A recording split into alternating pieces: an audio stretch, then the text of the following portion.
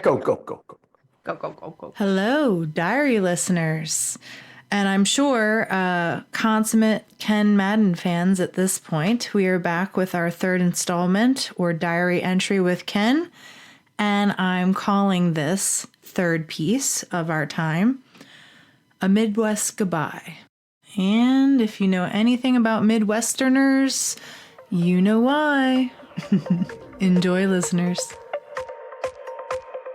Welcome to the Apprenticeship Diaries, where raw meets refined. Let's be real, we're still working on refining. What it took, what it takes, and the stories that are made. Join us as we learn from professionals about how their stories began.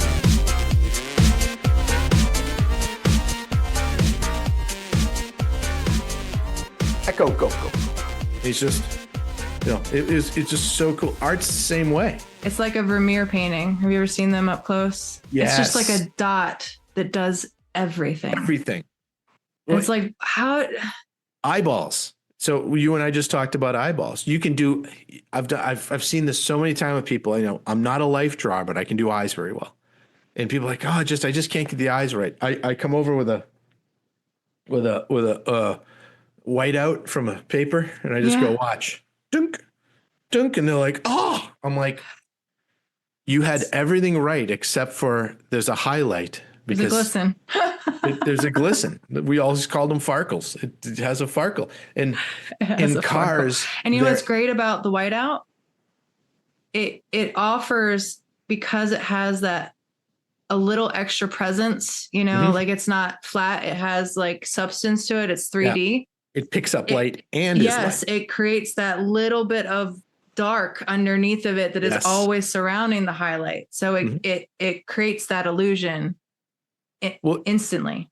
In the world of what I do in the automotive art world, I mean, those little dots of light are everywhere because everything's shiny and everything has curves and points and edges and bounced light and the more the merrier, and how you put them in there. If you have a row of metal things that are all shiny and the light's coming in here, you're going to have a row of little dots of shine, right? Just a doot, doot, doot, doot, doot. And you can have it just straight gray. You put one dot in each one like that, and all of a sudden it looks like shiny metal. I'm like, you don't have to do everything. No, it's very easy, actually. Trickery.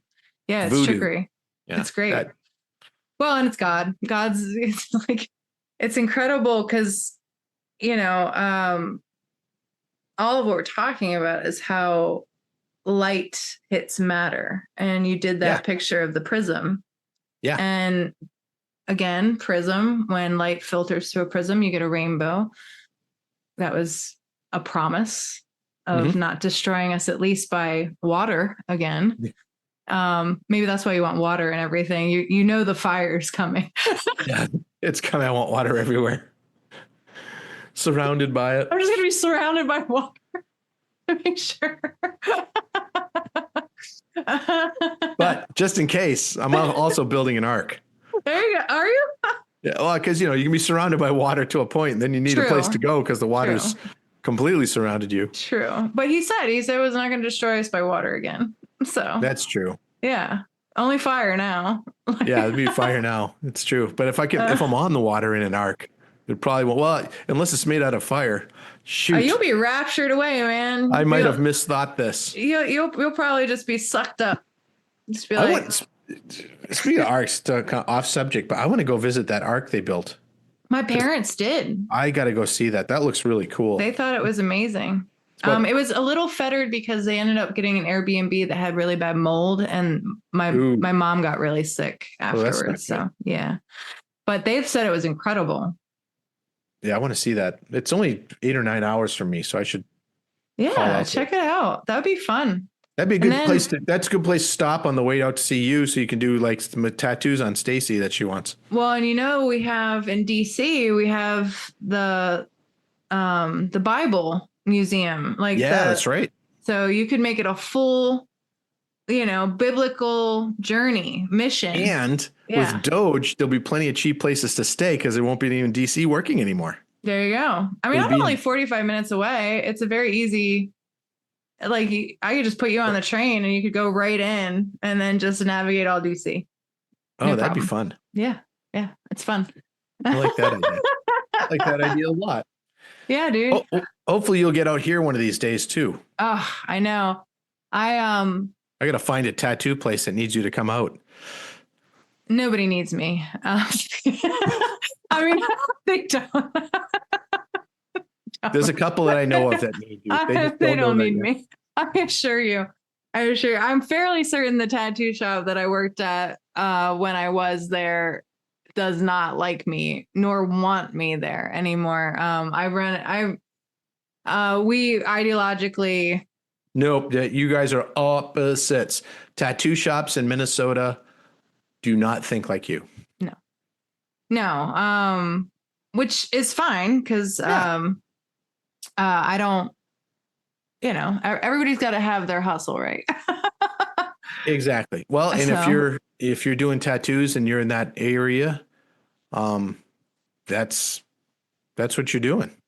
Yeah. I really disconnected with Minnesota in general, just simply because, and I don't know, I really got upset when they decided to teach tattooing in the federal, like the prison. Yeah. I was upset about that. I was upset about a lot of things, so I left. Yeah. I literally left Minnesota. Well, you're in Wisconsin, so right? Yeah. So maybe Wisconsin is Wisconsin different as far as like. Yeah, there's like any of the Midwestern states, wherever the tallest buildings are, the crazier the ideology of weirdness is. Yeah, if you find a cute like. But there's where we're at. There's a town, New Richmond, that's got a couple of great shops. One of them did the anime tattoo on Tucker, my son's arm, that came out just phenomenal. It doesn't have to be a great shop. It just has to be a shop that'll offer me a chair. All right. If it has a good feel, you want a vibe. I would like a shop that when you walk in, it's the same as when you walked into your church. Yep. Like, do they have time for you? Will they talk to you? Are they considerate? If you get a good vibe, that's sure. That's my thing. That's what I find about the, I walk in a tattoo, I go to them. I don't have any tattoos, and for no other reason than I just don't have any tattoos. I'm not for it or against it or anything. You and I have had the talk. Yeah. Part of me is I'm an artist. There's only a few people I trust to do what I would want. You got cool shirts. So I got cool shirts and cars and motorcycles. That's what I do. But that's right. I go into some of these shops with Stacy, and first of all, we're walking in there. Money's not a problem. Paying for the tattoo is not a problem. So that's out the window. We're older, and then, so we're not just some kid walking in. Right. They obviously don't know what I do for a living or that I have any talent at all. So there's always that condescension. There's always the condescension that starts that I'm the same exact way, so I can't get mad at them. But when someone says, oh, I'm an artist, I'm like, sure you are. Sure you are. I've been literally an artist for 40 years. Yeah. I'm an artist. Are you an artist? What do you do? And 9 times out of 10, they're not. Yeah. But when you go to the tattoo shop, most of them are artists, and the ones we're going to some pretty good ones. And there's some talented MFers out there, man. Oh, there's no end of talented people. Isn't it great? Yeah. I love that. Me too. I love it.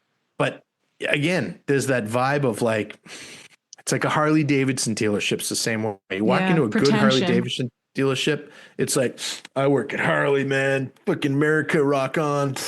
Piss on Jet bikes, That's not a good Harley shop. A good Harley shop walks in and they're into motorcycles. Yes. Yeah. And the tattoo people are into the art, and you can feel the difference. Mm-hmm. And there's some places she's like, well, I'm like, I wouldn't go back to them. Yeah. They didn't give a shit about what you wanted. You can tell when someone's got a passion for it. And you said this. I remember you said it to Logan. You said it to Tucker, both my kids. It's just like, look, I would love to do the tattoo, but it has to be a good fit. We need to be able to jive. Yeah. I'm not just going to do it for money. There's times where you have to, and there's times where you're starving and you need to. And that's the worst thing in the world. I hate just doing something for money. Yes. I just did. In those kind of situations, you try to do something that's pretty basic, You know, you can Yeah. do Something that you little can knock out. things that most anybody can do. And that's how you make your money. You just do a lot of them a day and you just, turn it out. But then you have opportunities to do something that really you didn't want to do, but the opportunity is so meaningful. You just had to. You're compelled. Yeah. I just did one last week. I got a call last Monday for a friend of mine that has an automotive shop. That I do pinstriping and airbrushing for him when he calls because it's always something cool. Like I don't do that stuff anymore, but he's like, awesome. "Hey, I got this 34 Ford and I put flames on it. We need to like drop a shadow under there and pinstripe." Well, I'll be right up, man. That sounds like a fun job. $250,000 car. I'm down for that. Yes. Let's do it. He calls me up and he goes, "Oh, a friend of mine just died and his son was looking for someone to do some. He was a motorcycle guy and a car guy. And they found your business cards in his car. He was looking for someone to do some pinstriping on his bike." Oh man. And I'm like, "Okay, what do you need?" He goes, "This is really hard." Like I said, it's Monday. Yeah. He's like, "Saturday is the wake or whatever, the funeral. Would you be able to, they're getting the urn like on Wednesday night. Is there any way?" I'm like, the guy was like an hour and a half away from here. I'm like, if he can bring it here, I can do it. I don't have I wish I could, but I don't have the time to spend a night there. Yeah. I can't do it. I got other things. He's like, "Well, let me see." So anyway, the guy gave me a call Wednesday, the son of the dad that died. The son's probably 35 years old. Dad was like 68. He wasn't that old. And he's like, "Well, here's the deal." So I'm like, "If you can be here tomorrow night, we can lay it all out. You can sit here right with me. We'll do it right there. We'll come up with something cool. It's going to take a few hours to dry, so you can take it home, but just don't touch it. Don't touch it. It's one shot sign painter's enamel." Yeah.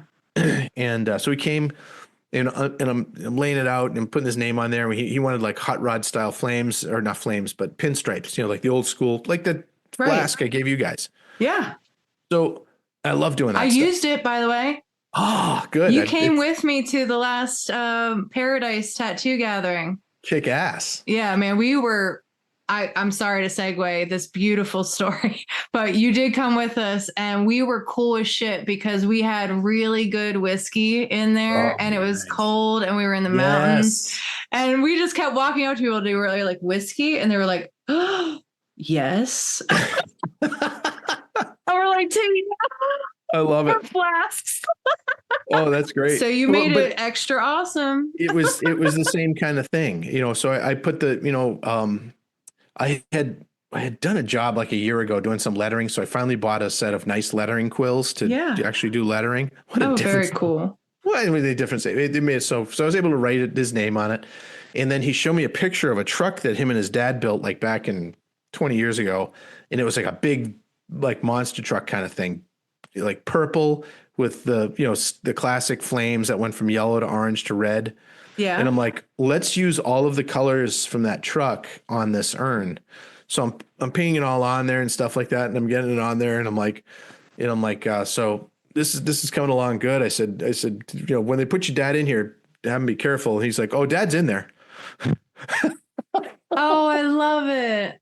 I'm like, well, that's why it's so heavy. See, that's you being a tattoo artist. Yeah, in a way. In your way. It's just one of those things. It's like, oh, what a beautiful thing. He's like, "What do I owe you?" I'm like, "You don't owe me anything. This is, kind of too cool. If you want, whatever you feel like, but you don't owe me anything. This is just, you're a friend of Ron's and stuff like that." He's like, he left, he gave me $150 anyway. Aww. Which is more than I would have even charged. But he's like, he's like, we had a nice talk. I'm just sitting there talking about, I mean, the guy's dad died, 5 days before. And, he was bummed, but he wasn't distraught. You get past that first couple of days. And so he was just telling stories about the dad and what they did and showing me pictures. And I'm like, "Well, how about this? How about that?" And like, we're writing the dates around. I'm like, "Do you want the dates to be, you want like 19 this and that, or 20 this, or just do the, You were a tattoo artist for a day right there. The last two digits. Yeah, same kind of thing. That is exactly what we do. We're sitting there, we're chatting, we're telling stories, we're asking. He's like, "Yeah, for the year, just to keep it so it's not so busy, maybe we just make it maybe make it just the two numbers on the back and not like 1962. You know, I'm like, all right. So I laid it all out and I looked at it. I'm like, you know what? I think we got to change this because if you look at the numbers, it says 666. Oh, If we don't, if we don't put the dates here, because it was like 1966 was when he was born, and then the 6 was the day that he. I'm like, yeah. And you're like, no. I'm like, why don't we just wipe that off and put the? He's like, that's probably a good idea. Yeah. He goes, I wouldn't care. I'm like, yeah, but there's some. I mean, you're gonna have an aunt or something that's a Christian that's gonna. Good point. You were. I mean, that is exactly what. It was kind of like a moving consultation meets a tattoo appointment. Like if you could wipe the tattoo off and start over again, but you were basically, his dad was in there. He was right there. That's awesome. I love that story. That's so cool. Got after that Saturday, the next Monday, I got a bunch of, that Saturday after the wake or after the funeral, he messaged me and he's like, everyone loved that. That was really, really, and I'm like,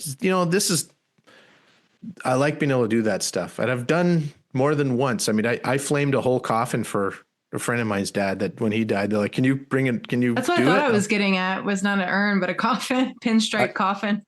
I did the whole thing. Top to bottom, front to back. We spent like 6 to 7 hours on it. Just hand striping it. And then they, when they buried their dad, they made him switch out the tops. They said, you can't, this one, so it's hanging in their garage now. Oh, that's awesome. So they have it. That's cool. I did that. And I did some of the invitations for another guy where I did some drawings of him riding his motorcycle, kind of a cartoon, kind of thing. And that's the kind of stuff as an artist, you're like, this actually means something. Mm-hmm. And you try to do it as best you can. It's always a super rush because it just is. You can't know when someone's going to die. That's where having honed your skill means the world, because right then in that moment, it means more to that person than anything you've ever done. Anything. Yeah. Yeah. Yep. And he's down here because you've been in this room. There's nowhere you can look in this room that there isn't shit to look at. I mean, I'm telling you, that's awesome. So he's down here for 20 minutes. We're talking about what he wants to do and stuff like that. And then he sat down. He's just like, holy cow, this is pretty neat. Here, you want your drink? I'll make you a drink real quick. Yeah, I told him. I said, you want something to drink? We got highfalutin, low-falutin. But he drove 3.5 hours to get here. Yeah. And then he turned around and drove 3.5 hours home. And it was snowing. Aww. And it was at night. I mean, I work during the day, so it's 7 o'clock at night. Wow. And so it was. God bless you, man. That's awesome. It was just to be able to do it was really cool. And it just, I thanked God that night. I said, thank you for, putting this skill in me. Yes. To make someone that I don't even know, that'll never see me again, be able to show this. And when I do that stuff, there's no signing it. There's no business cards. There's no nothing. I just go, you know how to get a hold of me if you need anything. Yeah. This isn't commercial. This is. Well, you already had your business card. Well, that's true. His dad did anyway. But no, 100%. It's just kind of like, no, I was a part of something too special that it was like, it was meant to be. It was meant to be. Those moments are precious. They're precious to me. I really like that. So unfortunately with me, like with tattooing, I always make a year of grieving before I reflect on it in a tattoo form. Yeah. Just because it can be very emotionally driven, and you can mark that pain on yourself too. Mm-hmm. And sometimes people break down and, really start crying, and like it's way too like acute. And when it's like torture when you're tattooing somebody. So like, it's a little bit, and if it isn't like, if it isn't like a reconnection to something that was lost, if you're too much in the emotional state of it, you just brand yourself with the emotion, and it stays, and that energy stays for forever. And I can see that. It's pretty intense. So it's nice when people can do something like that can bring joy to the entire, wake or celebration of life. And it can be something that's very personal for that moment that can give everybody in that room some kind of, I've done it once with a tattoo, and it was for my aunt, and it was with my cousins. And she had a phrase, whatever, because she died of COPD. And my cousins, they were like, "How you doing, Mom?" And she would just be like, "It is what it is." Yeah. Yeah. And so my cousin Jenny is really good at lettering. And so she had written "It is what it is." And they all got "It is what it is" Oh, how great tattooed that. on them. I Yeah. love it. Right after their mom died. And it was like the day after she passed, I got them all in there and we all did it. Well, I didn't do it, but I did it for them. And you have one of my paintings that when my dad was dying, this is what held me together. I did Inktober that year. Yes. In paintings. That match. It's beautiful. You get the match. And I love that match. I sat right down here at this desk and I told myself, I'm going to do this like I did the church things. I'm not having any preconceptions. I'm not looking at the word. And also, I'm not drawing anything out with a pencil first. I'm going to do this all just completely by the heart because I am tore to pieces. My dad was in a mess. Yeah. And he died on the October 19th that year. So it was really, and so I had, at the end of that month, I had 31 paintings, and, now what am I do with them? And it's just like, I didn't want to just get rid of them, but people that I cared about, you being one of them, reached out and said, "Oh, I really like that one. Can I have that one? Or can we buy this one? Can we do that?" Yeah. And I was like, wow. And like my kids liked a couple of them. And they don't like anything I do. They don't. Maybe they appreciate it. Maybe they're like me and my dad. I would try. You got scans of them all, right? Or pictures? I've got them all. Because I think it would be a really cool thing if you made a book out of them.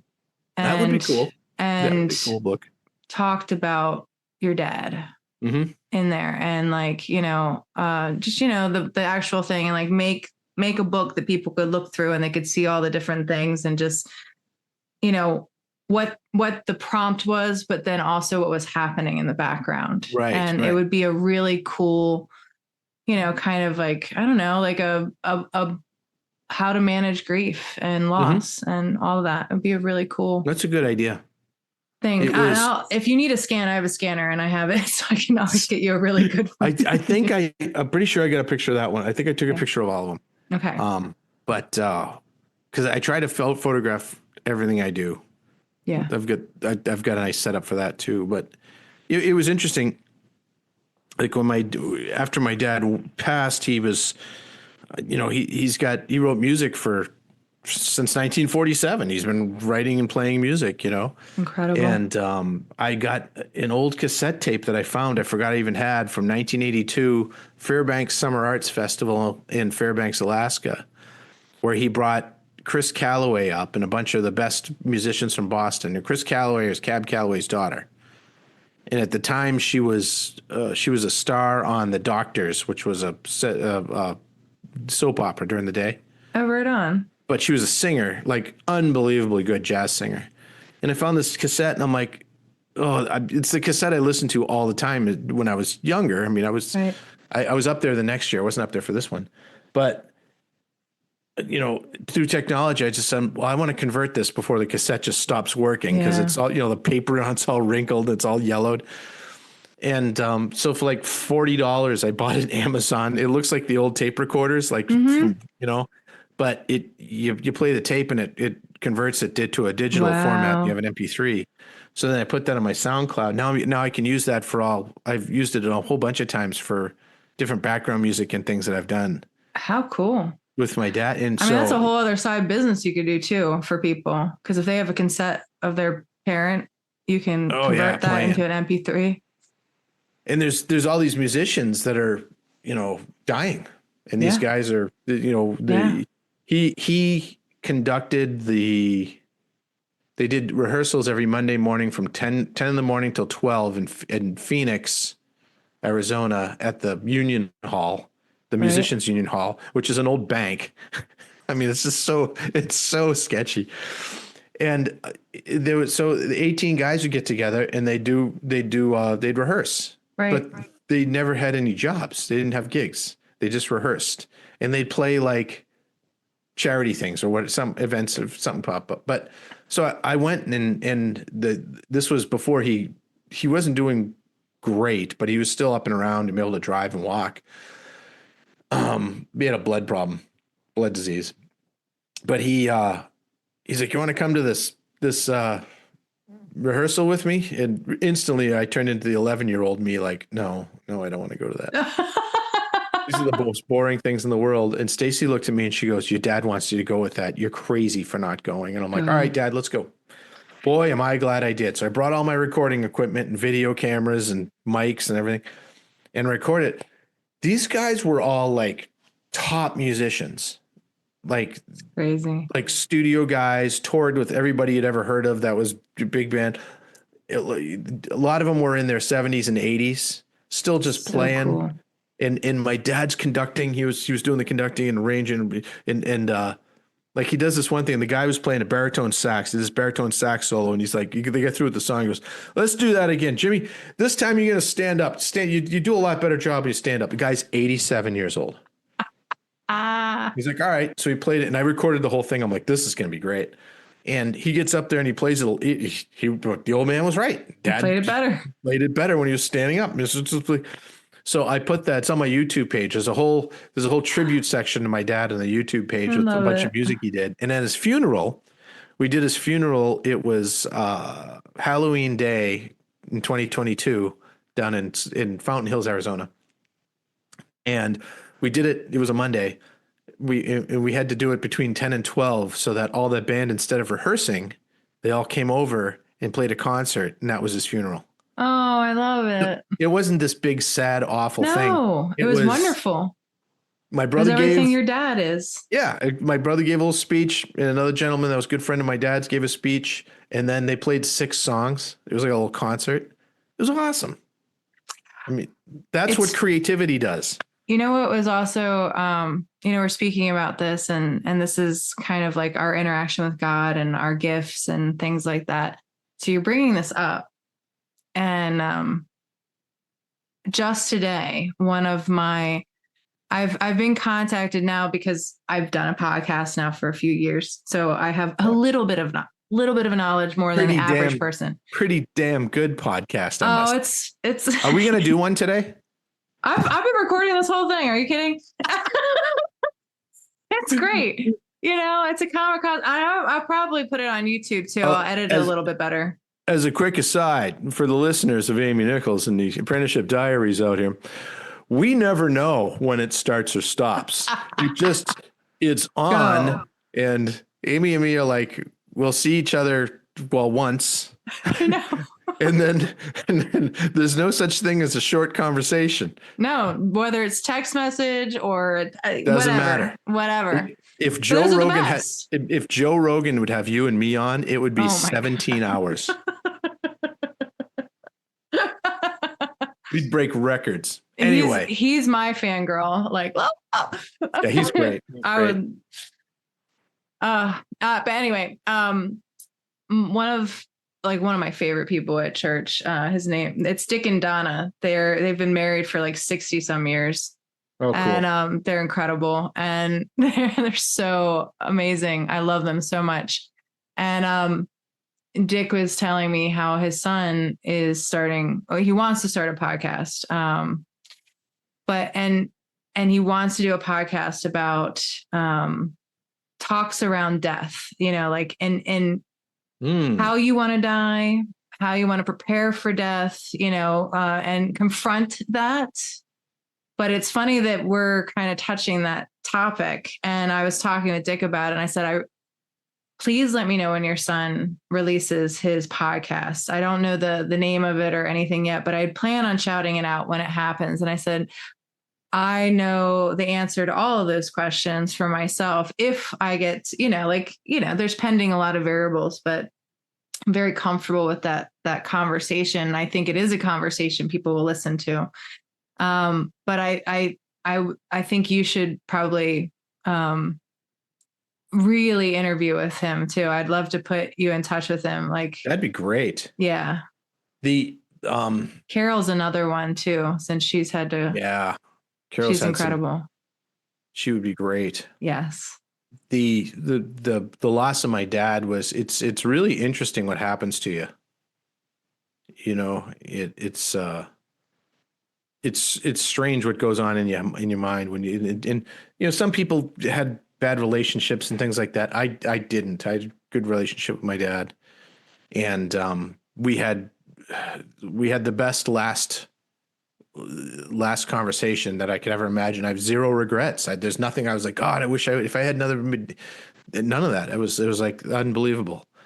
But after he had died, the stuff that triggers you and the things that just hit you, and even this is it's a few years later, once in a while, something just out of nowhere will just hit you. You're like, whoa, yeah, I feel bad again now. Why is this? What's how do you work with that? And it was while he was ill before he died, I had to be kind of the strong one.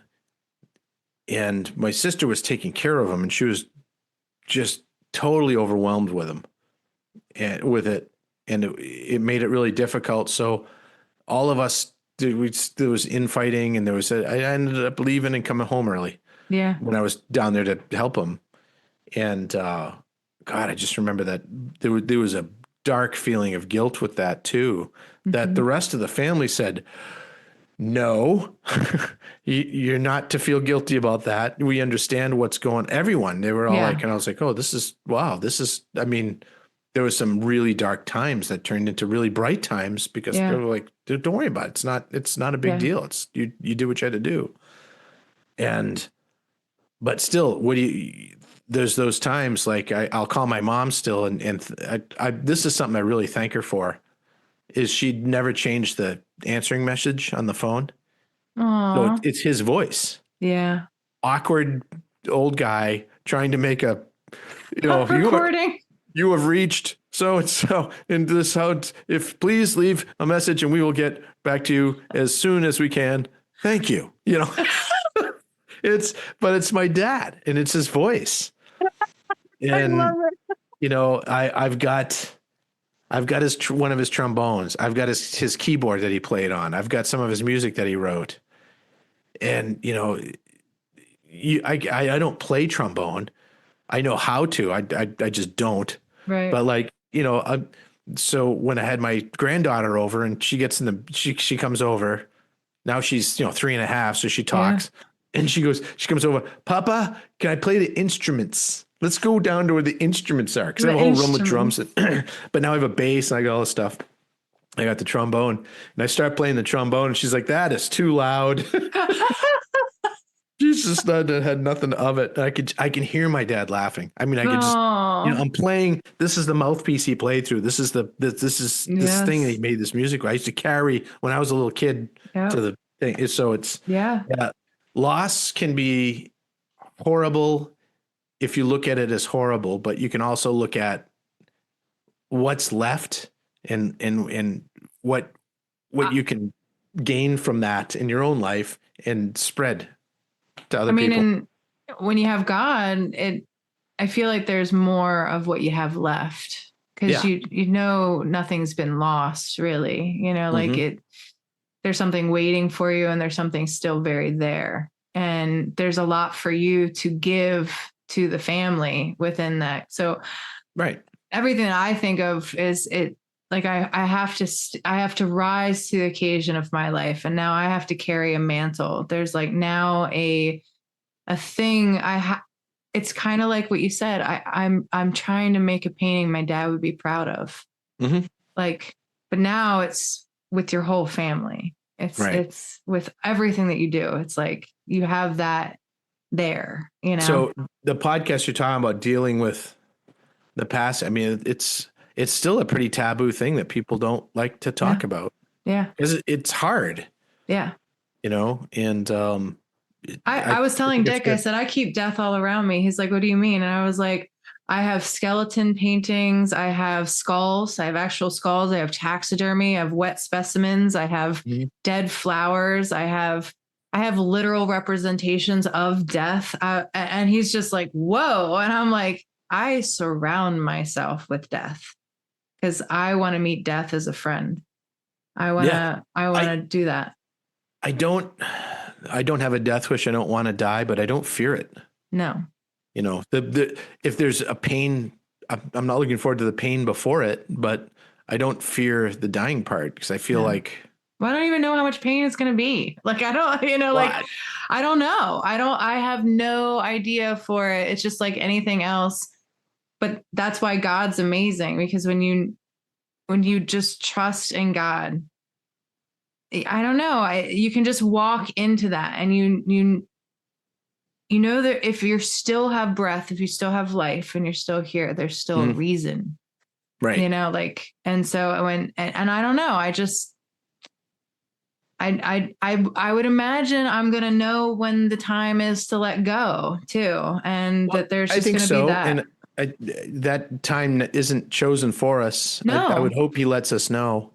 I think that's why. Know. This is why he invented airplanes, because he was just like, he's like, well, there's more people now. We have to do this efficiently. Right. It's these 75 people's time. Get them in the air. Well, that will do that. Oh man. Yeah, that's been real lately, man. That's why God invented a lot of things. Hurricanes, a lot of the stuff that we've had to experience. Fires. Well, and then you get the plane in Canada that crashed, flipped over, the wings came off, and everyone lived. I know. And that was when he's like, see, it isn't always. Not always. That's just him saying, watch. I can save some too. I'm gonna shake the shit out of you. Yeah. This was I hope y'all learned something, because, you know. Have you ever seen the skit with what's his name? Is it Shane O'Neill? He's on a plane with a bunch of people and they all think they're going down, and they're like, "You call your loved ones." They're all calling their loved ones, and Shane O'Neill is on the phone and he's cussing someone else out and telling them how much of an asshole they are and like what he really thinks. Stops and they look at him and he's like, "What are you doing? This is the moment, man. Get whoever is on the phone that you wanted to tell off. Get them. We're dying." Say it. Oh, there is something pretty about that, isn't there? That's what I think about. Like, and there's a moment where they think that they're going to survive and they're like, "Oh my God, what did I just..." Well, but then they're like, "No, we're really dying." Is that the one? So do you call the person first that, "Oh, I love you," and I'm just and then just make a fake crash noise and then hang up and then call all the people that you want to be an asshole to, because you know you get another 10 minutes? I'd be tempted to do that, because I don't want to be on the phone with someone that loves me when I die. Right? So I'll just fake die and then call somebody else. I always think about my friend Evan. This doesn't involve death. This involves him moving away, and him being able to analyze his clientele. He's like, if you ever want people to finish their tattoos, just tell them you're moving to another state and tell them they have a determined amount of time. Yeah. He's like, they will get it done. Yeah. Yeah, that's true. It's the same with painters. It's the same way. I'm like, you want this to do? I'm moving in 2 months. Oh, okay. Well, then let's do it now. Yeah, exactly. So yeah, I think that's more of like the thing is that, like, you know, if you survive a plane crash where you completely flip over and it rips off all the wings, it's kind of like okay, dude, you gotta get out of jail free card, man. You better make this one count. Yeah. like Yeah, you don't need to play the lottery or go out and, don't have to worry about it struck by lightning. You've survived a plane crash. That's right. Those other two things aren't happening, so you might as well make something of yourself. That's like a come to Jesus if I ever heard one. Yes. There are those moments. It'd be cool to have a whole podcast of an interview of each one of those people. Isn't it? Right? Oh, boy. The one lady is suing the airline. Not her. Yeah. She'd be the one I'd want to talk to. We'd have fun with that. It'd be like the person you call that you want to tell off. But she's suing the airline for, obviously, I got beat up and, in the crash and got airline, kerosene, jet fuel all over me. Oh, yeah, And it yeah. burned. And I'm like, you're not dead. Yeah. You're going to Yeah. sue for that?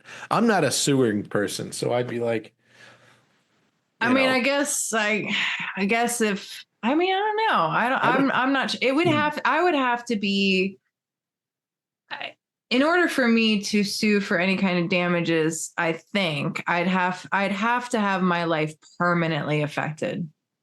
yeah. You know what I mean? Even if, but for the rest of my life. I would still want some kind of negligence to be there because it's still flying. And it's dangerous and things happen. And if the pilot was drunk and everyone knew it when they took off, then I'm taking your house and your family's going to live in the street. But but if it was just a freak accident, they said they give everyone, they're like, here's $30,000. Well, then there you go. Take the money and run. You get there you go. Your skin's going to itch for 2 weeks. You'll be fine. Yeah.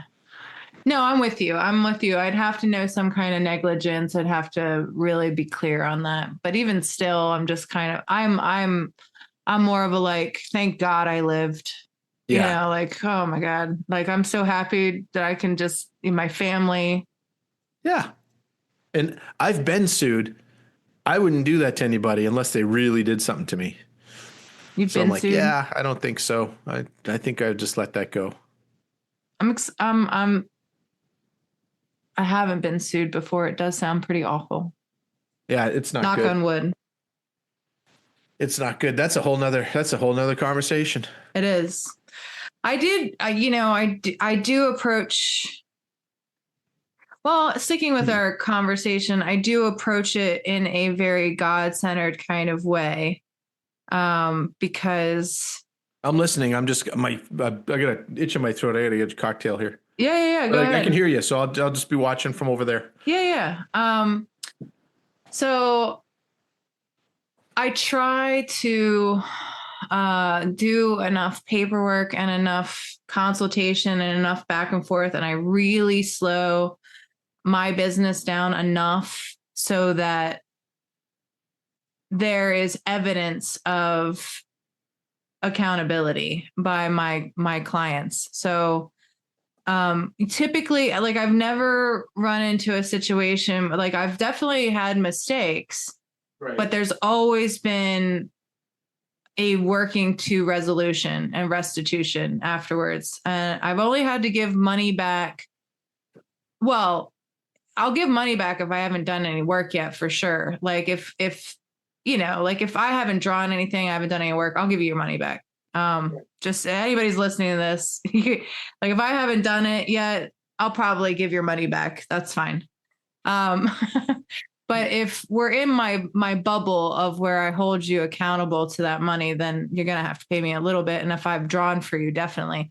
But I've only had to give money back once for a client who is displeased. And the thing that I tried to do with that was have a lot of digital paper trail to show that I gave every possible option to make it better to this client. And she just didn't want to come back to me.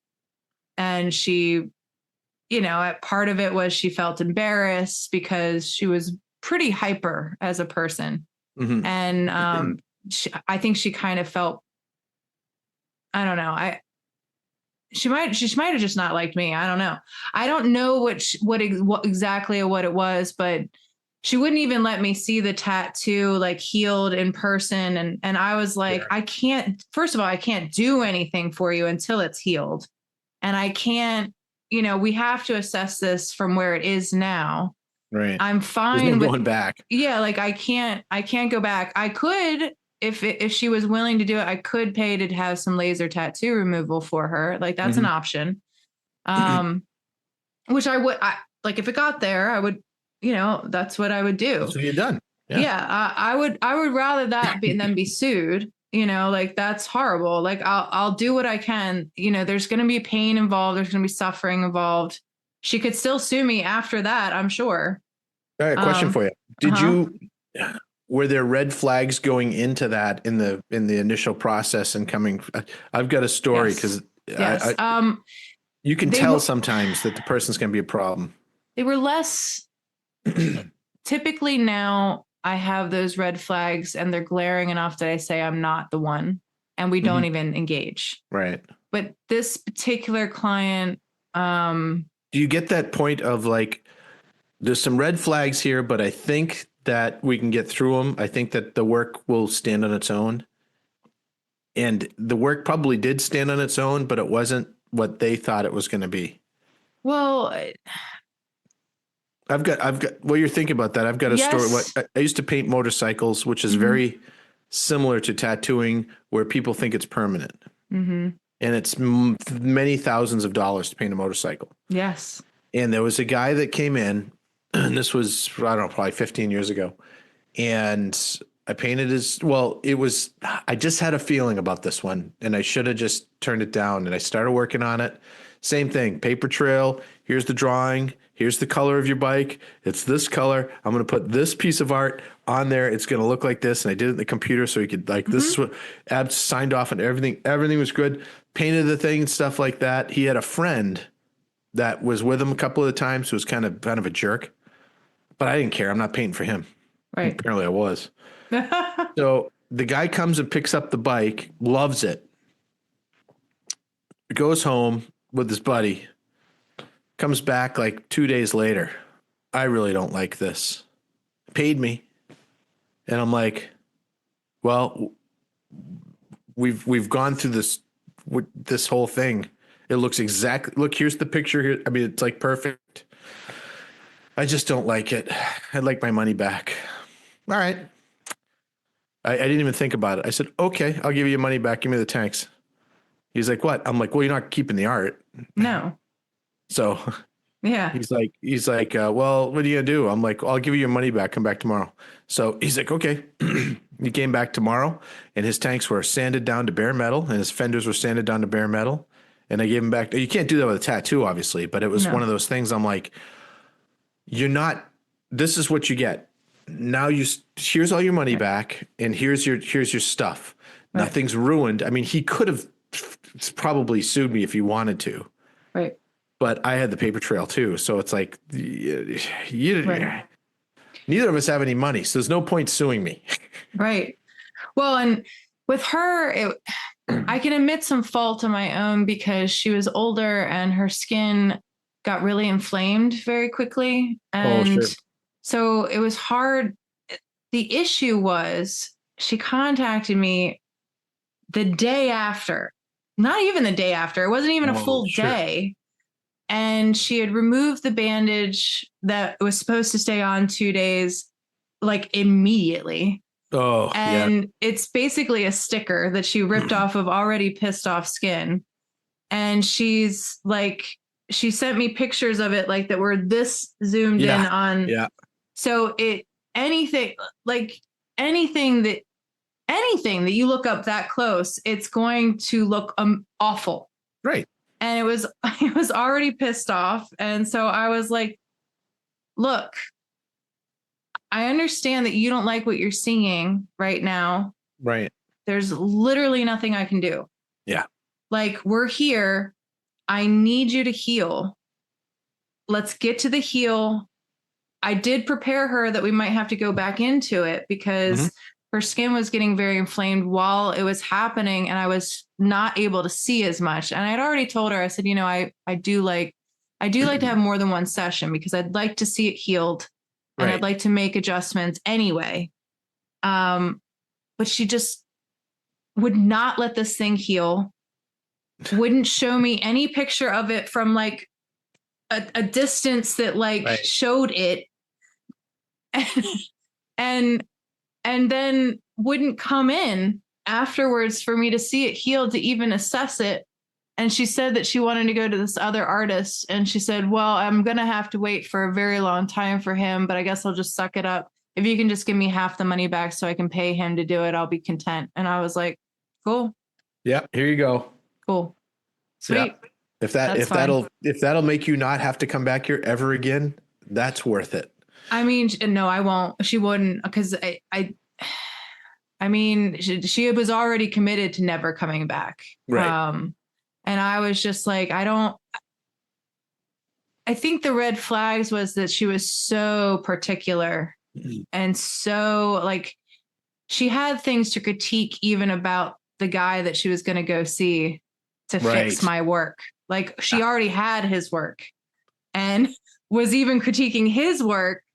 And I was like, okay. And so I was taking details from her critique of his work and the other work that she had gotten. Right. Make sure you don't do that. And trying to do it. And then yet again, pissed her off. You just can't please some people. And that was really the red flag, was just that from what I could tell of her personality, once I had spent like a few hours with her, I was like, this is a woman who cannot be pleased. She was single, couldn't be in a relationship, was very picky. Like she was showing me, her matches on, her dating sites. And she was very critical of the men. And I was just like, you are going to be alone. Yeah. Yeah. And There's I was like, much what? hope. He's cute. He's looking cute. Like, and she's like, I don't know. What about that hat? And I'm like, I like hats. Like, look, he can rock a couple different looks right there. That's versatility. Well, a lot of people are happy in their misery because they know it. I don't think she was, though. She confessed to really not being, and she really liked me. I could tell that she liked me, but I think that I freaked her out. And I think the whole thing freaked her out. I honestly, Ken, it's just one of those people who should have just never gotten tattooed ever. Sure. Should have never even started. Yeah. And like you said, there are people who think a certain thing about what's happening, and that's not at all what it is. Mm-hmm. And, they don't understand what they're getting into. And, like you said, like a paint job on a vehicle is not going to last forever. You're going to have to redo it eventually. It's going to get, dented up and dirted up and gritted. You're talking about me. Like, so that's why I don't have tattoos. 'Cause I don't trust an artist to put on my body what my thoughts are.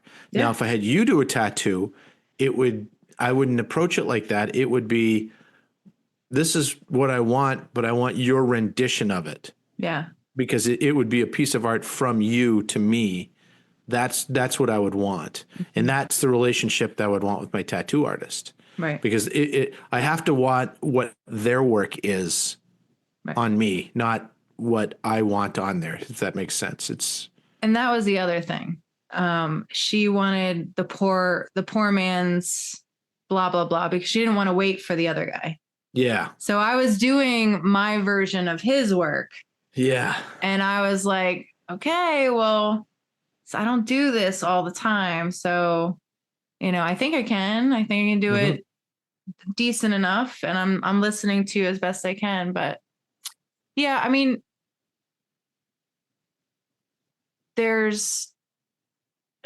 for me, art is messy. And when when you deal with people, it's even messier, because more people, more problems. So when you bring another person into your art space and you're working on them and with them, it gets messy. And I think you got to be along for the ride. I think you got to really enjoy that kind of trip, honestly. So, like I said, I'm not tattooed, but like some of the work that I've seen you do, there was one that you did and it was all up with some lady's leg. It was like a mermaid that wrapped kind of up and around. And it was, I looked at that. I'm like, I would have that whole thing on my leg. Like, I don't have any tattoos, but I'd be like, I want something like that. Not that exact thing, but like, can you just do something like that and go crazy? Having never had a tattoo, how stupid is that? Right. I mean, like, here, do my whole leg. Do it. Yeah, that's great. My alpha also thought is I'm going to wait till I'm a little older to get tattoos before my skin gets too crunchy, because it's still pretty nice. Yeah, you got nice skin. and before it gets too crunchy, because then when I am old, the tattoos will look sweet. And you know, you want to be badass when you're on your deathbed. Like my dad said, I'll tell you one more quick dad story. This was hilarious. We're sitting at the table. I mean, poor guy can't eat anymore. He was a mess. And he's sitting there and he looks over at me. He goes, you know, when I go, I told the coroner to put a bunch of Orville Redenbacher in my chest before they put me in the ovens there. So when they cremate me, it's gonna be epic. He says.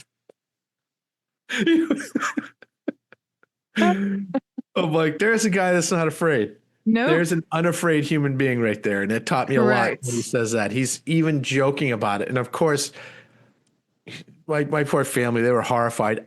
Me and Stacy. That is hilarious. We're like, that's like my Aunt Mary. It was my dad's aunt. One of the last things she said before, you know, eventually there's no response or anything. Right, but one of the last things she said, she was like, what are all of you so upset about? I got news for you. Ain't none of us getting out of here alive. yeah. That's great. Well, it's, you know, at the no fucks left to give part of life. I mean, that conversation we had right before I left was for half an hour. It was the most open, free flowing conversation. That's why I want my wits. That's the one thing I've asked God for. I'm like, please just let me have my wits. I would love to have my full brain, you know, when I'm, because I find so much funny, and I Me too. I think it would be, I really want to be cognizant of it. Right. Like I want to feel it. Like I really want to feel it and process it. I want to process the people around me, all of it. Like I want to take in their faces. I want to do it all. Like I want to observe that. At my dad's funeral, you know, it's funny. My brother and me, they had the thing that we had a little reception, pretty small, little side room off to the side in the funeral home. You know, there was like lemonade punch and cookies and the standard fare, people talking and stuff. My brother goes, hey, help me in Mom's car. I got to get something. I'm like, all right. So we go up to her car, which is a Volkswagen Beetle convertible turbo. Ooh, 93-year-old woman drives that. Love her. He opens the trunk up and he goes, you want a little bump? We both got our drinks. And he brought a bottle of vodka. So we go back in. We went back out once or twice. Oh, that's awesome. Just a little something to take the edge off. Yeah. And it was funny because my sisters are like, wait, Kenny and David seem to be taking this pretty well. Yeah, man. And we're like, you know, but it was great. It was just one of those moments of just absolutely brotherly awesomeness of just my brother looked at me. He's my older brother, looked at me and knew exactly what I was thinking. It would be nice if someone had a little bit of I could use a little bump right now because this is rough. Yeah. Yeah. And, you know, we did it. It was good. It was really something else. Well, and, you know, I think that's, you know, art is a connection tool, and because it's communication and everything like that. And, you know, one thing that I hear a lot about, especially that just makes me upset now, is when I hear that people are disconnected from their families, you know, like the whole, like, I won't sue thing. There would have to be like exceeding amount of abuse for me to not, you know, like to disconnect from my family, you know, like you shared a little bit about the trials, and there are definitely parts of my family that we have disconnected from, for sure. But like immediate family, like your mom, your dad, your brother, your sister, like that kind of stuff, that stuff's, you gotta be very careful with those things. And I that's a tough thing when you have to completely sever ties. And when you hear that that's something that's happened, yeah, I'm sure you can die, have death with that and be completely fine with the Mhm. outcome. But Yeah, it's hard. It's hard. I have one brother that I didn't disconnect to him from, but he's kind of disconnected from me, and I still don't really know why. yeah, And it's kind of a strange thing, but there's five of us kids, so that's a lot. four out of five ain't bad. No, But no. Stacy's family is pretty disconnected and Yeah, dysfunction. my It's mom's terrible. too, very disconnected. And And by proxy, I'm disconnected from those people too. but most of them I feel we're still pretty tight. We're disconnected by distance. I live here in Wisconsin, and I've got a brother and a sister in Massachusetts, a brother in Florida, a sister in Alaska that also goes to Arizona to help my mom, and my mom's in Arizona. So we're Oh, that's spread all. out all over, Yeah, and it's been that way for decades. right. So, there's times where I'll go 2 years without seeing a sibling. Yeah. During COVID, I went for 2.5 years or 2 years without seeing my parents because they bought into the COVID news bullshit that everyone's going Right. to die if you talk to your family. It was Yeah. terrible. I'm glad that you brought that up. Cause you had sent me, which by the way, the video production of that, baptism, your drawing, They did a nice job on that, didn't it they? was really well Yeah. done. Would you mind if I shared that?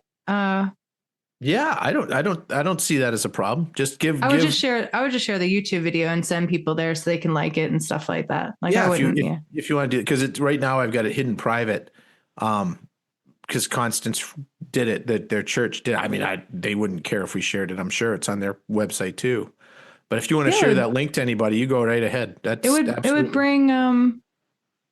would bring it's people to the church, and it's a really cool thing. And it's, they have their sermon notes, and yep, you were major. You stood up and did a sermon at one point, besides the yep, fact that it's your story. yeah. So, Well, it seemed so foreign to me to actually tell that story because like I wasn't raised in the church or around very many religious people. I didn't know really. I mean, it was amazing me when I started. I'm like, then all of a sudden I started finding all these. It's like when you buy a different car, all of a sudden you see all that same make car everywhere. yes. All these good Christians start popping out of the woodwork. I'm like, yeah, Yeah. there's one. Hey, Yeah. really you too? Huh? Who knew? It was really something else. So that was really special. That was 2019. That was Easter. So Well, I was going to shortly ask after, about COVID, because that shortly happened after, right before. yeah, and shortly after that, obviously that was a year later, but Yeah. um, the church did whatever all the other churches did in Minnesota, and they shut down. And I'm like, but the last at that point 9 years I've been going to this place. To me, all that went out the window. I'm Yeah. like, I can't come here anymore. Well, we can Yeah. do an online thing. We can. I'm like, I can do an online thing anytime. Right. Yeah. I need this place and these people to be with. The people wanted to, and that's where the big church thing Yeah. was a problem. A small little church, they didn't have those kind of problems because they were just like, Well, I'm going to give you a story because it's interesting, because the acronym for their name is now the acronym of ours, because ours went from a bigger church to a small church because my pastor would not do what they asked him to do during COVID. And good. a parishioner offered up his private property for us to do church out of, which is in a barn. Yeah. Yeah. And he got defrocked our of 30 years in the evangelical free church. Yeah. And it was terrible what was happening during that time. It was terrible. And it was a witch hunt. It was completely asinine. He fought it for a very long time. He even drove all the way to, I forget the state. He drove all the way there to be in front of the elders, and he stood trial after trial, like, please tell me what I'm saying that's unbiblical.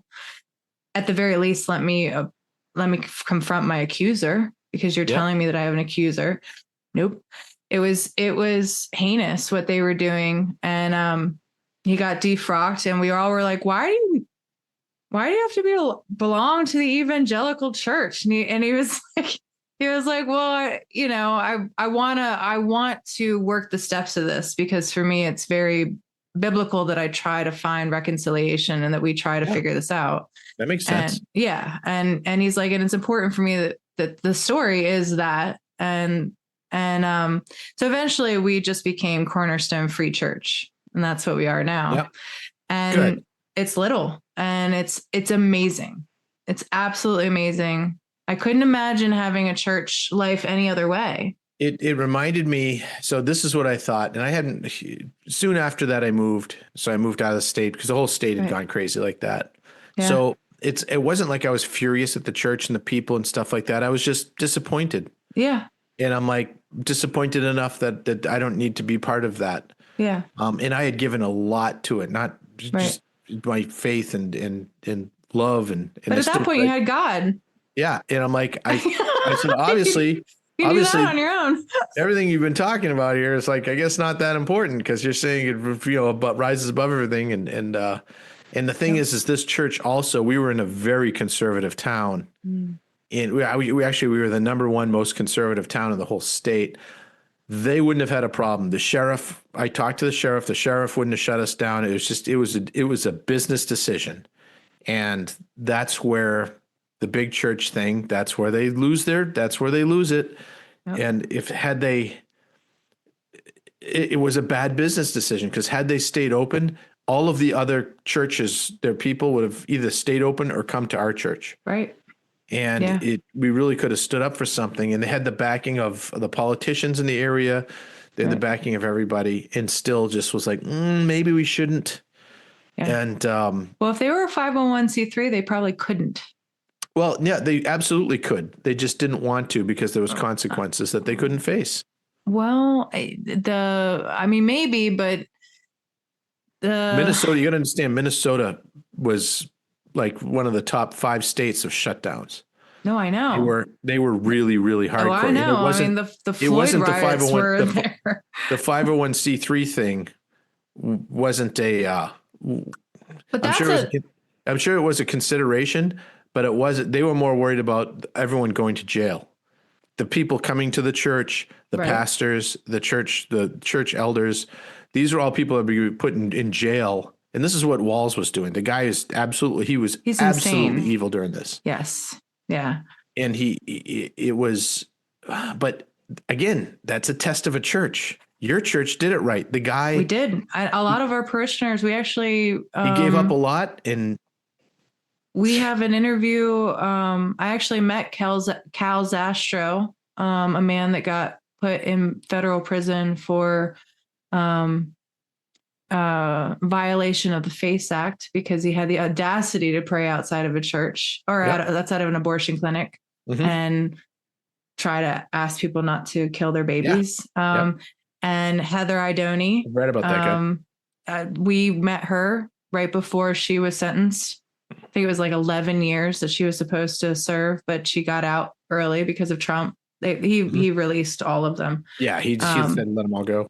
Yeah, but like Cal recently, talked about his life in prison and how he was able to minister in prison and give God to, at least one person. And he's an incredible human. And, like you said, that is what you're teaching somebody. I mean, Paul wrote from prison. Yeah. Like he was. This was the thing that I'm like, all right, well, you have to walk into your cross. You have to walk towards your cross. It reminded me when that started happening, all I could think of was when Jesus went and started in front of the church and was kicking all over the tables, and they made it into and I'm like, this is what you guys are doing. Yeah. If he was here right now, he'd kick the doors open and invite everyone in. And you guys that don't want them, you can go. Yeah. You're not needed here. Yeah.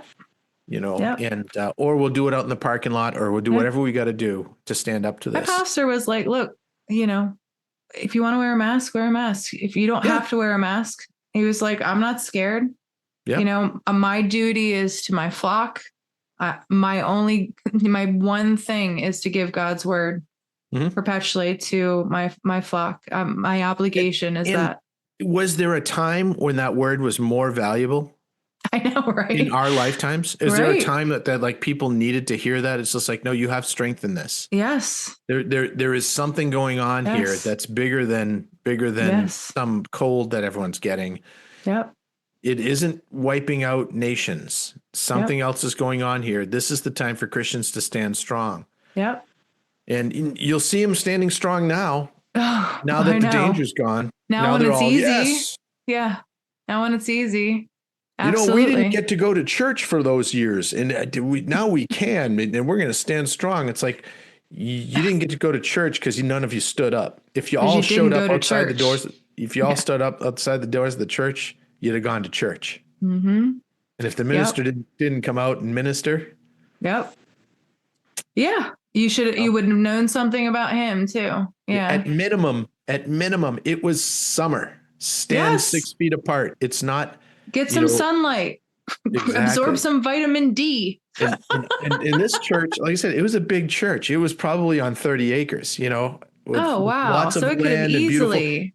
It was, and it was also an old church. It was originally built in like 1897. So it had been there all that time and never closed for anything ever except for that. And I'm like, the pastor had been there 25 years, Randy Dishler, and he was fantastic, absolutely phenomenal pastor.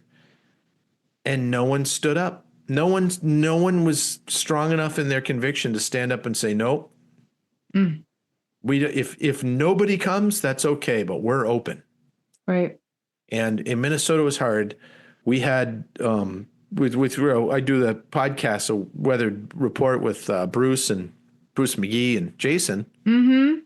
And we had Lisa How's Monet. that going? Oh, it's fantastic. We just had our 1 year anniversary. Oh, yay. Episode 50. Bruce's posts. Episode 53 dropped today, I think. Oh, that's awesome. But what was I saying? We had Lisa Monet on, and she had a bar, and she did all the compliance. They shut down for a few weeks. Then they were allowed to open again in Minnesota. She had 2 restaurants, and they're restaurant bars, and they were doing better than $1 million a year. I mean, they were successful. Really good. Yes. And she ran it very, very well. They shut her down and they said, okay, you can't open unless you do this. You got to put up the barriers, and no one can sit at the bar, and you can only have half the, 50%. Basically you're not even going to be able to stay in business, but you'll at least be able to stay in business a little bit. Right. And then they said, okay, now you've done all that. It get to be October, and they're like, you need to shut down, and you have to. And she's just like, no, I've done everything you've asked. I've complied with every ridiculous thing that you've asked us to. I'm not complying. And long story short, they came after her. They took her liquor license for 5 years, which basically shuts you down. They fined her $300,000 personally. And so she had to declare bankruptcy, of course, because she doesn't have that money. And she did that right. She had to do it right away because it's like, I'm not going to go deep into debt for this. I got to declare right now. Yeah. And then as things, it was all BS. As things went away, and she was just, they dropped the case. But it was already too late. Her $2 million restaurants were closed. And they said, well, okay, now we'll let you have a liquor license again in a year. And she's like, Wisconsin is literally 12 miles that way. Yeah. And she crossed a border and opened called it the Outpost. And on the roof, in 10-foot wide letters, aimed toward where the airplanes take off, so it's in the flight plan. It said, what did it say? Something not so good, walls. I love it. Walls sucks. I think that's what it says. Walls sucks. And huge letters on the roof of it. In the restaurant, it's a restaurant bar, and it's been a huge success. And now she's moved to Wisconsin as well. So This is what's happening. I'll have to catch this time with her. Sounds powerful. She's great. She rides a motorcycle, and she's pretty cool. But it's just one of the stories that happened in the state of, there was a huge, it's downplayed, but See, this is why I have a lot of people left. compassion for the people losing their federal jobs. Right. But Me too. really not. I understand what they're feeling. I felt it. I was wrongfully terminated too. Right. I was kicked to the curb after 11 years of dedication and had to figure it out. Only I wasn't offered a buyout a month Right. earlier. Right. So I'm sorry. I really find it hard to muster up more than just a Hey, yeah, boo, what do you want? Like, it's a job. Get busy living, get busy dying. You're like me, you know, always have a side gig, always have something, a plan B, always, because you don't know what's going to happen. Yep. My friend Corey, we just had him on the show too, because we talked about this entrepreneurship and stuff. He worked at 3M as is 3M's corporate identity manager. So corporate identity, branding, that kind of stuff. He's a manager at 3M. That's cool. It's a big deal. Wow, I mean, that's 28 awesome. 28 years he was there. 6,000 people got laid off. His whole department was shown the door, and they like, we can outsource all that stuff. So he was like, you know, he's 5 years from full retirement and stuff. That hurts. Yeah. 28 years. Yeah. So he had to, at 55 or 56 years old, 55, figure out, what do I do now? Mm-hmm. I've been working at the same place since I got out of college. Right.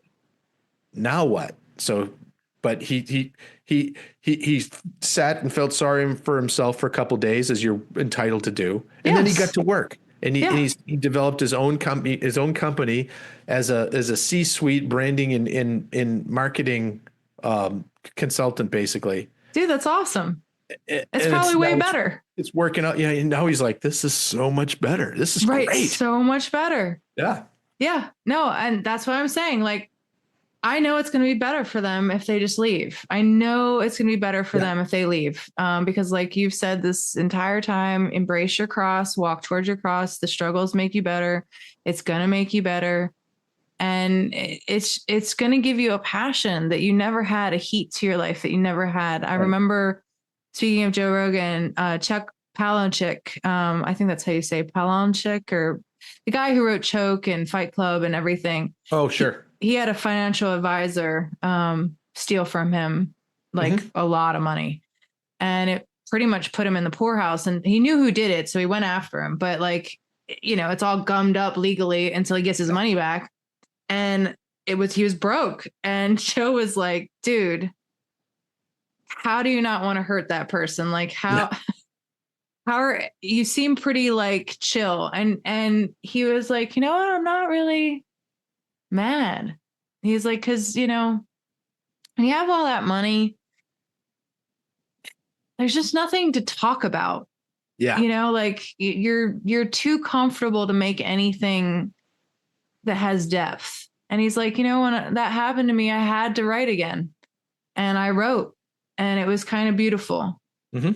And that's the beautiful thing with being an artist too, is that like the pressure, that heat of trauma and passion. And if you know how to work, if you know how to take that energy and make it into something, if you know how to create with that energy, it always affords you something. It's amazing. Yep. You can channel it. Absolutely. Yeah. One, what else was I going to say? I left my brain. So it was probably already said with what I was saying, but yeah, I just, I know what I was going to say. I didn't have a side gig. I just don't think people understand how low I'm willing to go. Like prison doesn't even sound that bad to me. I know it's bad, but like, okay, if I have to go to prison for my convictions, my belief, okay. Mm-hmm. What are my beliefs if not worth going to prison for? Exactly. If not dying for? Right. What are your beliefs about? People are like, oh, you know, these are just your beliefs. Like, and I'm like, just my beliefs.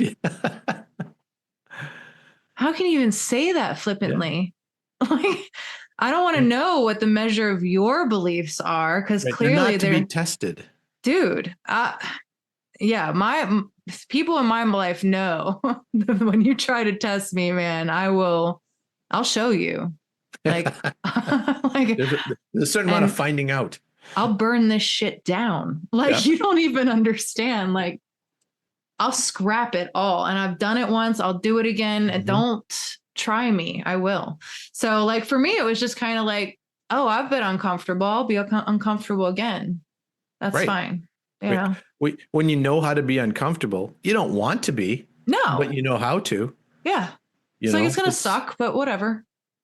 I know how to work on cars. Yeah. And I buy old cars that not like super old, but I drive old beaters because I don't want a car payment. Yeah. Sometimes they bite you in the ass. Yeah. And I bought Stacy a Subaru Forester this year, and it bit me in the ass. It bit hard. I mean, like, it was one of those moments where I'm like, oh. Subarus would. I can either just lose this money or fix it. And fixing it means taking the engine out and taking the engine apart and redoing it. So I took the engine out and took it apart and redid it. Wow. And put it back in, and it cost a bunch of money, time, and it took me a month to finally, because I'm still working, and then it was Inktober, so I had to do those too. So I'm getting the engine out. I totally didn't do it this year. You're a better man than me. I nailed it this year. Well, it's but I also had this coloring book thing that I like to do. Yeah. I did the one last year, and this year I'm like, all right, next year is going to be even better. I'm looking forward to it. I'm doing a little different. Oh, that's awesome. But that's the other thing is there's always something to dream about, like. Well, I started looking into the coloring book world, and I'm like, wow, this is a huge market that I didn't even know existed. And there's a lady, I don't remember her name. She does like the simplest coloring books, and I don't want to do just simple. I want to do coloring books that I want to do. And if no one buys them, so be it. I'll just have a stack of them. Yeah. But she makes somewhere in the neighborhood of $260,000 to $280,000 a month. Whoa. Selling coloring books on Amazon. I'm like, brilliant. I don't want to sell on Amazon because I don't like Amazon. I'm not necessarily against it, but for right now, I'm just going to try and sell. I made 50 of them. I think I've got 40 left. So we're on our way. I love it. I love it. It's awesome. I don't care. I mean, at some point, I look at it this way. At some point, everyone that has an interest in art will know who I am and what I do. Right. I'll have had that thing. And then someone's going to have one of my old coloring books. So there's going to be a few of them left. People go, well, wait, you got one of those? Right. I heard he made those. Are you kidding me? My mic is being goofy. All this time. See, it lasted this long. There you go. Well, maybe that's a sign. It is getting late, isn't it? It is getting late. I just wanted to say one more thing. Like, absolutely. God forbid, because I don't want this to happen anytime soon. I got plans with you, man. But I always think about when I'm dead. When I'm dead, I want, so you never sell any of them or from here on out. Think about what those coloring books are going to mean to somebody after you're dead when they find them, and they're going to be able to sit with you and color something that you let them put their mark on. So it's exactly like my dad's music. Yeah. It's amazing. Yep. Amazing. So it's there forever. Pretty cool. Ken, do you have final words or something like that you want to leave people with? I mean, we'll do this again, I'm sure, but. Oh yeah. If we can think of something to talk about. The, final words, I guess, be good to people. You never know where you're going to find friends that are lifelong friends. I believe we are. And even though we've only literally met in person one time. I know. It was so special though. It really was. It was cool. Really, and it was in this room. Yes. But it was all over your house and your daughter's house. Like, that's true too. Well, you tattooed her, so you have left her the mark of the beast on her. Right, and she drove me through a snowstorm that I was like, "What the hell?" Anyway, that's right. I forgot about that. But no, thanks for having me on, Amy. as we talked about doing this a week or two ago, it's just like, let's just have a conversation. And Amy's like, well, I'll just record it. I'm like, that sounds good. Yeah. We can do that. I mean, it could be a catch up. I'm sure I'll cut up a few things, like, we'll see what needs to be in there, what not needs to be in there. But I definitely want some clips of your artwork and stuff. Thank you so much for that. That was such an inspiration. I think that's cool. I'm glad you liked it. And I'm glad that as much as that church was kind of a disappointment in some way, they're not actually in their production and what they were able to bring. I'm sure you got a lot of tips from just their production quality too. Oh, absolutely. In fact, the guy that was the producer for that video hired me to do a little 5x7 portrait of his cat for his wife this year. That's so great. So I got to talk to him again.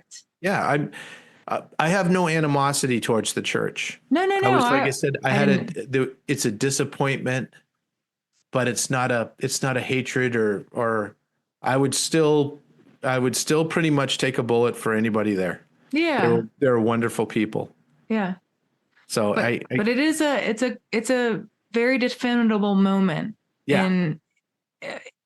When you see something like that. So I understand it. But like they've given this podcast and, your process coming to God a very interesting story and note. I cherish it. Love it. I love it. Cherish it. It's wonderful. I really appreciate you. Thank you for sharing all that because it's intimate.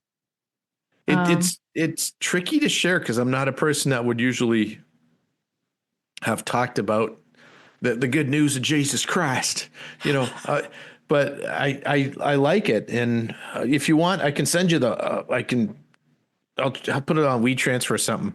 Send you the folder of all those drawings so you can look through them. And if you have questions, I want to do something with them. So if you have any ideas, there's got to be something I could do. And I know the church would back us too.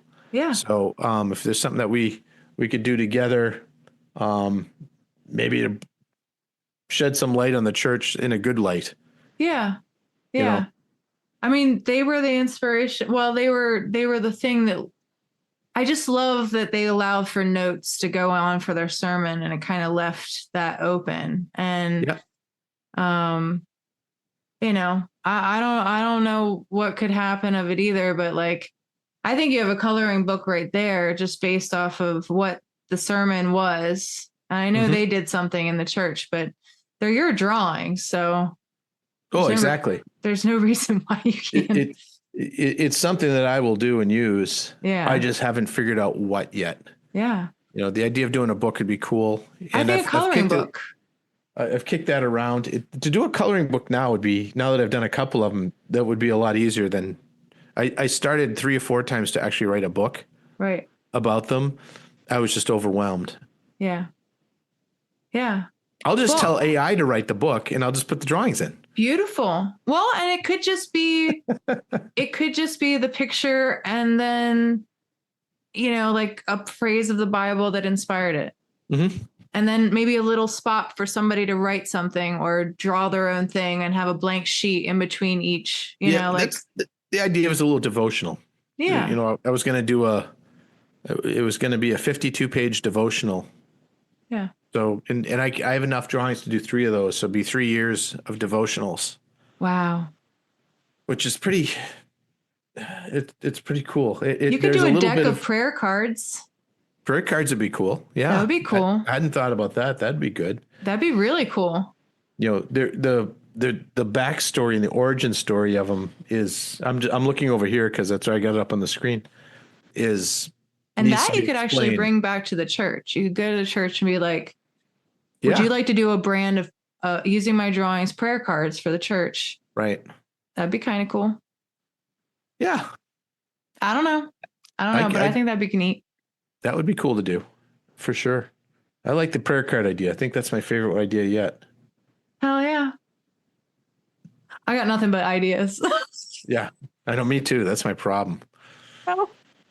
Well, maybe we could just give them. Now we'll be hopefully teaching people. We just give them to all people, and we can see what they do with them. Because that's all I want to do. Plant seeds. Yep. Yep. See what Seeds. happens. Some of them will work. You never know what's gonna pop up. Nope. You know, you get those people once in a while that show up 10 years after you do something. You're like, oh, I was at this thing and I saw you. I'm like, what? Really? Yeah. Wow. Like you said, be open to making friends anywhere. Never burn bridges. All that good stuff. Yeah. Yeah. It's the golden rule. It really is the best way to live. It is. It is. It's what Jesus would do. Right. And all I add it's like I try to live like Jesus, just with shameless capitalism. Yes. Yes. I'm also that guy. Well, because it's fun. It is. It's freedom. You know, it's seeing what you can make and manifest and play, and you're teaching other people to play and what they can create. And it's too cool. It's so we all can rise together. I think it's that part. I forget where it is, but it's the gifts that keep expanding. Mm-hmm. Yeah, it's awesome. Exactly. You do that, and very wealthy people can be very generous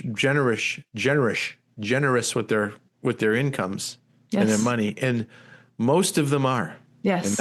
And most of them do it quietly because they don't want to have a big deal made about it. Yep. I cannot wait to be one of those people. You already are. You already are. To do what you do with that urn, that's a measure of wealth. A little bit, but I want to. I appreciate that. Thank you. But the measure of wealth is I want the life-changing kind of things because I've helped people in the past. Stacey and I both helped people in the past, and the family and whatnot, people that are in trouble. And what we usually find is people that are in trouble because they're in trouble and they don't want to get out of it. And you're just a bridge for a little while to get them over some burning boat that they jumped off of, and they're just going to go and jump on another one. But to be able to help people for real with some training and some other stuff that. I mean, I get what you're saying. You want it to be more acute, but because I was in the service industry and I know the impact of what just a good haircut can do for somebody. Yeah. It can change their entire day, their entire perspective. Mm-hmm. It can keep people from doing very drastic things that they were thinking about doing. You never know what's going on in someone's head.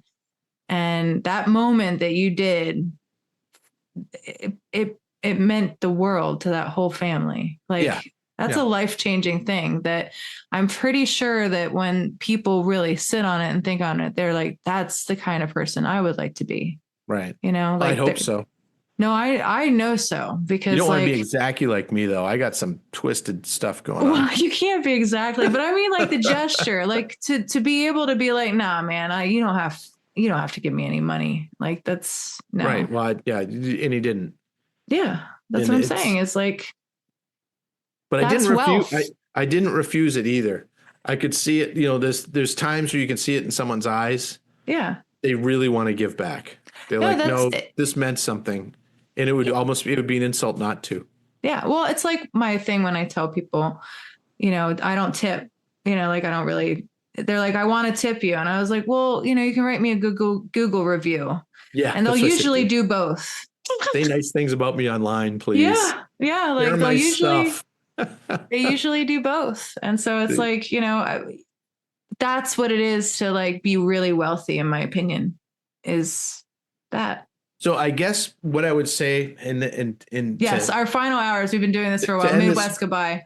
Yeah, Midwest goodbye is if you're a friend of Amy's, a lover of her work like I am, or mine or any other of your favorite artists, when you see stuff going through on social media, don't just like it.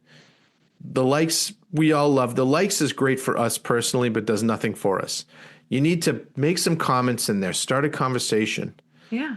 Share it with comments. If you like some picture, just say, "My God, look at this beautiful tattoo my friend Amy did. This is one of the things that she could do. Go check out her stuff." Those mean the world to us. That means more to us than anything from a art standpoint. It means someone cares enough to take a couple of minutes of their day and just share what we have poured our lives into. And algorithms don't help us at all. They don't help us at all. What helps us is people actually sharing this stuff. And I say this for all artists. I'm not even gonna plug any of my stuff because this is just a general rule. Share, talk, comment, do those things because that really is what we need. You see the memes a lot. The guy says, "How come you're not such a big person?" He goes, "Because you didn't share my shit." It's true. So Yes. do that for people.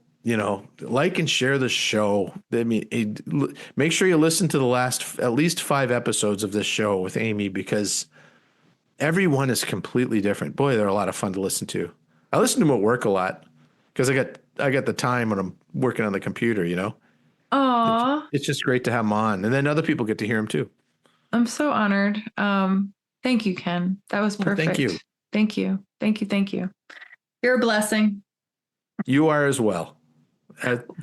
We'll see you sometime in the next couple years. Echo, go, go. Okay, listeners, that wraps it with Ken for this time. I do hope I get to see him at some point in the flesh. It's been way too long. I have far too many friends this way.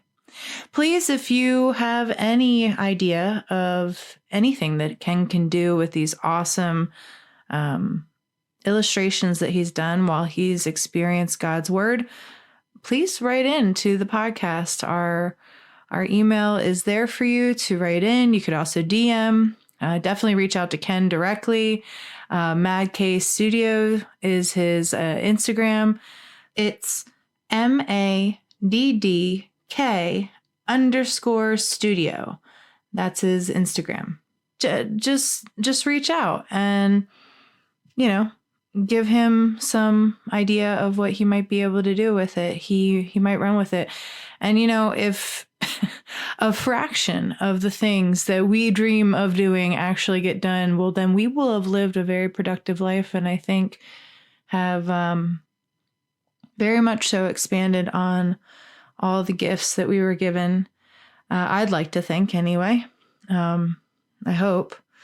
And time isn't over yet, at least not for me right now, and you if you're listening to this. So what I hope and pray is that we continue to get more time and that by the end of listening, you have a very, very powerful week. God bless you, listeners.